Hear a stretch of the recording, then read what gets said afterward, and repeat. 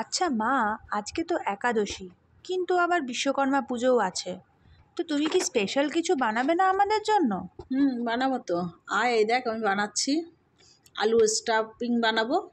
আলুটাকে প্রথমে ছুলে নিতে হবে, নিয়ে এরকম করে কেটে নেব, দুপাশ দিয়ে কেটে ভেতরে যেটা আছে ভেতর থেকে সেগুলো বার করে নেবো আলুর। মানে মাথাগুলো প্লেন হতে হ্যাঁ, হবে, তাই? মাথাগুলো প্লেন না হলে কড়াইতে বসাতে পারবো না, এটা তো একদম সোজা করে বসাবো। তারপরে এই আলুগুলোকে নুন জলের মধ্যে ভিজিয়ে রাখবো, বেশ আধা ঘন্টার মতো ভিজিয়ে রেখে দেবো। এরপর আমি একটা পেস্ট বানাবো, আদা, টমেটো আর কাঁচা লঙ্কা দিয়ে একটা পেস্ট বানিয়ে নেব। এইবার কড়াইতে তেল দিয়ে আমি আলুগুলো ভেজে নেব, যেগুলো নুনে ভেজানো ছিল ভেজে তুলে নেব আলুগুলো। এবার তুলে আলুগুলো ঠান্ডা হতে দেব। দেওয়ার পর আমি পনিরটা নিয়ে নেব। পনিরটাকে আমি নিয়ে গ্রেট করব, গ্রেটারের সাহায্যে গ্রেট করব। করে এবার ওই পনিরটার মধ্যে আমি কিশমিশ, কাজু, ধনেপাতা, কাঁচা লঙ্কা কুচি সব মিশিয়ে আর নুন একসাথে মিশিয়ে ভালো করে মাখবো।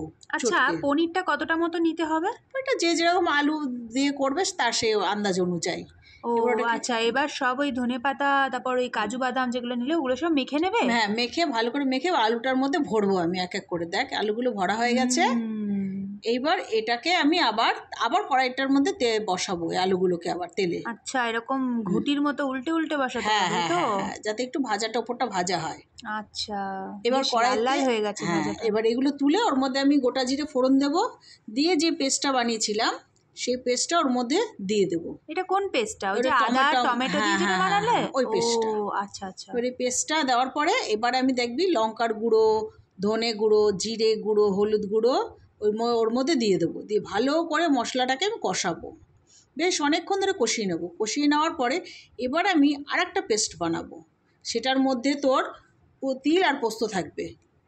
আচ্ছা, মানে এটাকে আগে ভালো করে কষিয়ে নিতে হবে, তাই তো? মশলাটাকে ভালো করে তেল ছাড়া অবধি কষাতে হবে? তেল ছাড়া দিয়ে কষাতে হবে। আচ্ছা, তারপরে তোর আমি আরেকটা পেস্ট তৈরি করে নিয়ে, মানে জল দিতে হবে না এটাতে? না, অল্প পরিমাণে জল দিয়ে কষাতে যেটুকুনি জল লাগে আর কি সেটাই দিতে হবে। তারপরে একটা পেস্ট বানিয়েছে, এবারে পেস্টটা দিয়ে দিলাম। এবার এই পেস্টটা দিয়ে আমি আবার কষাবো। আচ্ছা, এটা এমনি তিলের পেস্ট, মানে যে পেস্টটা দিচ্ছ এটার জন্য কি কোনো কালার চেঞ্জ হবে? হ্যাঁ, একটু তো কালার চেঞ্জ হবেই। দেখ কালারটা কত সুন্দর হয়েছে, কালারটা কিন্তু অন্যরকম এবার হলো। ওর মধ্যে আমি একটু চিনি দিয়ে দিলাম, যেহেতু পনিরের ব্যাপার তাই একটু চিনি দিয়ে দিলাম। এইবার যে একটুখানি পনির আমি রেখেছিলাম গ্রেট করা সব মাখানো, সেটা আবার দিয়ে দিলাম ওর মধ্যে। আচ্ছা, দিয়ে এবার ভালো করে কষিয়ে নেব। দারুণ একটা গন্ধ বেরিয়েছে কিন্তু। দেখ না, খেতেও ঠিক ততটাই দারুণ লাগবে। নিরামিষও কত ভালো ভালো রান্না হয় অবশ্যই। তারপরে এবার ওর মধ্যে আমি একটু গরম জল দেব। আচ্ছা আচ্ছা, এটা গরম জল? হ্যাঁ হ্যাঁ, ঠান্ডা জল দিবি না কিন্তু, গরম জলই দিতে হবে এটার মধ্যে। আচ্ছা, তারপর আলুগুলো এইভাবে সাজিয়ে দেব? হ্যাঁ, আলুগুলো এর উপর দিয়ে সুন্দর করে দেখ সাজিয়ে দেবো। ঝোলটা ফুটে গেছে, ফুটে যাওয়ার পরে আলুগুলো সাজিয়ে দেবো। মানে আলুর স্টাফটা যেদিকে ভরেছো সেই দিকটা সাজাতে হবে নাকি উল্টো দিকটা? ওটা উল্টো দিকটা, আলুর স্টাফটা উপর দিকে থাকবে। এর জন্যই দুদিকটা সোজা করে কেটে নিয়েছিলে। এবার ওর মধ্যে গরম মশলা গুঁড়ো আর কাসুরি মেথি গুঁড়ো করে আমি দিয়ে দেবো। দেওয়ার পর আমি নামানোর আগে আরেকটা জিনিস দেবো, সেটা হচ্ছে ফ্রেশ ক্রিম দেবো।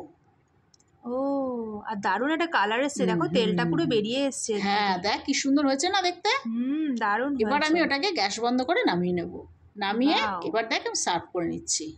কিন্তু আলুগুলো খুব নরম হবে তো, সে তো হালকা হাতে তুলতে হবে।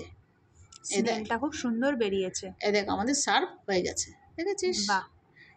এবার দেখ, হ্যাঁ এবার আমি ক্রিম দিলাম। ক্রিম দিয়ে দেখ আলুগুলো সার্ভ করবি, তখন করে কেটে কেটে করবি, দেখবি কি সুন্দর লাগবে। তুই দেখ। বাহ। আমাদের চ্যানেলটা ভালো লাগলে সাবস্ক্রাইব করে দেবেন।